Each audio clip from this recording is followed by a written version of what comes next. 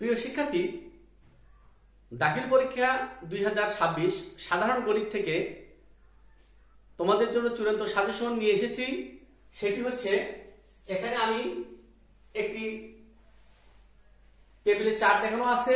এই চার্টে আমি বলতেছি কি কি প্রশ্ন তোমাদেরকে প্র্যাকটিস করতে হবে এবং তোমরা বেশি বেশি করে বিগত সালের যে প্রশ্নগুলো আছে, বিশেষ করে 23, 24 এবং 25 এর প্রশ্নগুলো বেশি বেশি প্র্যাকটিস করবে এবং এই প্রশ্নগুলোর মধ্যে থেকে যদি কোনো প্রশ্ন বিগত সালে এসে থাকে তাহলে সেই প্রশ্নটা বাদ দিয়ে বাকি প্রশ্নগুলো তোমরা প্র্যাকটিস করবে। যেমন 2 এর 1, 1 এর ক, খ, গ, 4 এর খ, গ, 6, 7 এর খ, গ, 8 এর গ, 10। 2 এর 2 অনুশীলনী 11, 13, 15, 16, 18 ক, খ, ক এবং 21। উদাহরণ হচ্ছে 24, 25। 3 এর 1, 5, 7, 8, 11, 15। উদাহরণ হচ্ছে 7, 8, 9। 3 এর 2, 4, 7, 13 ক, খ, 15, 16, 17। উদাহরণ হচ্ছে 16 এবং পৃষ্ঠা 53 কাজ খ আর গ।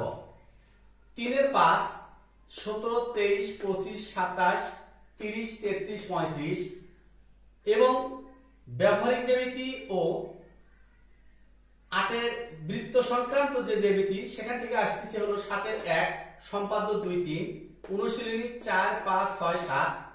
7 এর 2, সম্পাদ্য 4, 5, অনুশীলনী 14, 17, 19 এবং 8 এর 1, উপপাদ্য 18, 19, অনুশীলনীর 8।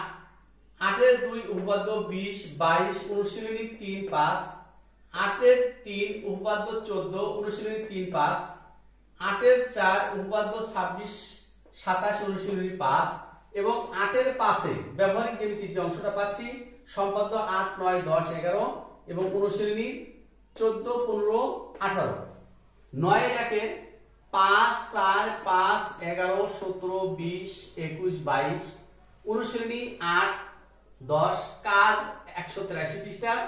9 এর 2, 18, 21, 23, 24, 26, 29 এবং 11 এর গ, 6, 7 এর ক, 10, 11, 13, 16 এবং উদাহরণ 3, 4, 6, 7, 11। এরপরে অনুশীলনী 11, 2, 17, 18, 22, 23, উদাহরণ 15। 16 1, 4, 5, 6, 7, 16 2, 3, 4, 8, 9, 16 3, 16 2, 3, 5, 8, 9, 16 3, 5, 7, 9, 16 4, 9, 11, 12, 15, 17।